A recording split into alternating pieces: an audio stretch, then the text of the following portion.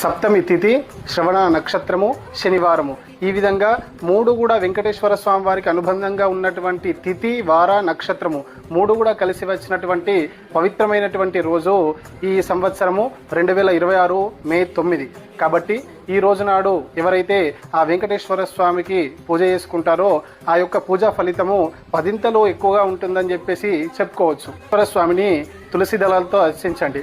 అదేవిధంగా ఎవరైనా ఏడుకొండల స్వామి యొక్క సప్త శనివార వ్రతం పట్టుకోదలిస్తే ఇంతకన్నా మంచి రోజు ఉండదు. కాబట్టి ఎవరైనా ఆ 7 శనివారాల వ్రతం చేయదలుచుకుంటే ఈ రోజున చేసుకోవచ్చు. అదేవిధంగా ఈరోజు ముఖ్యంగా 7 దీపాలు వెలిగించి వెంకటేశ్వర వజ్రకవచ స్తోత్రాన్ని 7 సార్లు పారాయణం చేయండి, వీలైన వాళ్ళందరూ కూడా. ఎందుకు అనంటే మనకు అనుకోకుండా ఏదైనా ఆపద వచ్చినట్టయితే ఆ ఆపదల నుంచి గట్టెక్కించగలిగిన వాడు ఆ ఆపద ముక్కుల వాడైనటువంటి వెంకటేశ్వర స్వామి మాత్రమే. కాబట్టి ఆ వజ్రకవచ స్తోత్రాన్ని ఈరోజు 7 సార్లు పారాయణం చేయండి.